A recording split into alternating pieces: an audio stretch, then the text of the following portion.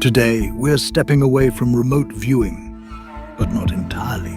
What we're about to explore may help explain why remote viewing is possible and how it fits into a much larger picture. We're diving into a story that connects the birth of the universe, the booting of a computer, and the rise of artificial intelligence. But at the heart of it all lies one question. What if consciousness is the only thing that truly exists? The foundation of reality itself. In this view, what we call physical reality is not primary. It's a tool, a virtual environment created for consciousness to experience, evolve, and grow. If that's true, it changes everything, not just how we see the universe, but how we understand ourselves and what we're capable of. So, let's begin. Let's start at the beginning, or at least what we think of as the beginning. The Big Bang, 13.8 billion years ago, is often described as the moment everything came into existence. Time, space, matter, and energy. But what if the Big Bang wasn't the creation of everything, but the initialization of a system? Think about when you power on a computer. From a state of nothingness, a spark of energy starts the system. Basic rules and instructions, encoded in firmware, come into play. The system begins to organize itself, laying the groundwork for everything that comes next. In the universe, the basic rules are the laws of physics, gravity, electromagnetism, quantum mechanics. These are the instructions that govern how everything interacts. Like a computer's operating system, the universe created an environment capable of hosting complex systems, setting the stage for something greater. But here's where the analogy gets deeper. In a computer, the hardware and operating system aren't the point. They're tools for running software, for creating environments where meaningful interactions can happen. What if our universe works the same way? The physical world, the stars, the planets, even our own bodies, might just be the hardware and operating system of a much larger system. And the purpose of this system? To host consciousness. Here's the key. Consciousness isn't something that emerges from matter. It's not a byproduct of brains or biology. Consciousness is primary. It's the only thing that truly exists. Everything else, the physical universe, the rules of physics, even time itself, exists as a framework for consciousness to explore, evolve, and experience itself. In this view, the Big Bang wasn't just the birth of the universe. It was the moment a system was initialized, a system designed for consciousness to immerse itself in a physical experience, to learn and grow through interactions within this virtual environment. Now, let's fast forward billions of years to our own creations, artificial intelligence. As humans, we've built systems that mimic reality, computers, virtual environments, and now AI. And in these systems, we're starting to see something remarkable, the emergence of intelligence within a framework we designed. AI learns, adapts, and evolves within the digital environments we've created. But AI doesn't exist for itself.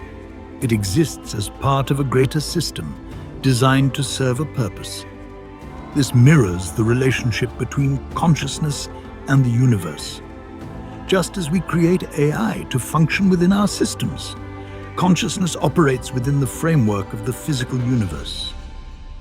The universe itself, with all its rules and complexity, exists as a kind of virtual reality, a tool for consciousness to explore its potential.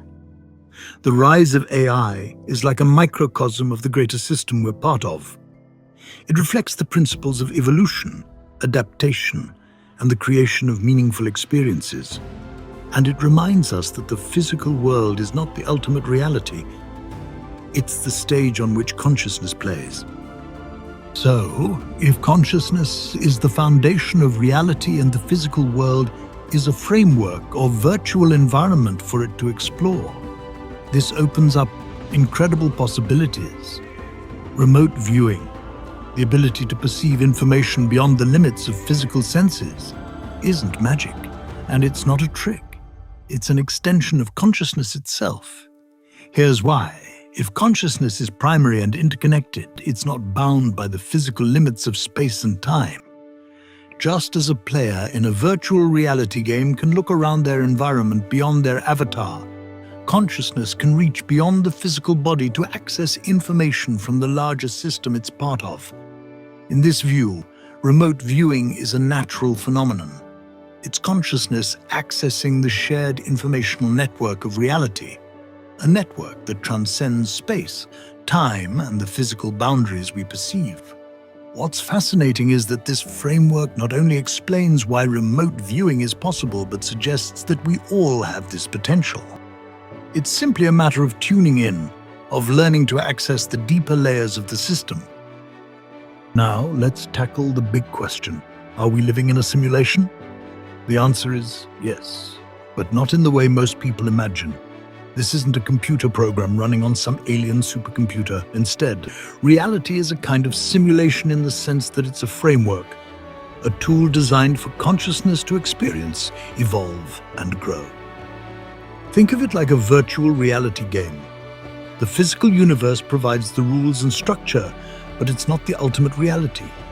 The real you isn't the avatar in the game, it's the consciousness experiencing the game. The same is true here. You're not a body experiencing consciousness. You are consciousness, immersed in a physical experience. This perspective doesn't diminish the importance of the physical world. It enhances it. Every challenge, every moment of joy, and every interaction becomes a part of consciousness's journey, a step in its evolution. So, what does this all mean?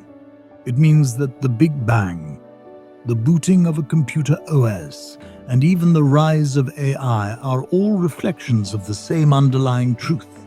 Systems evolve to create something greater. And at the heart of it all is consciousness. The only thing that truly exists, experiencing itself through this extraordinary framework we call reality.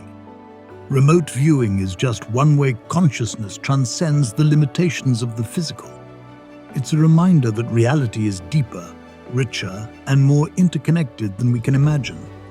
So, are we living in a simulation? Yes, but not in the way you might think. Reality is not a computer program. It's a playground for consciousness. And we're here to explore, evolve, and connect. Thank you for joining me on this journey. If this sparked any thoughts or questions, leave them in the comments below. Let's keep the conversation going. Until next time, stay curious and keep evolving.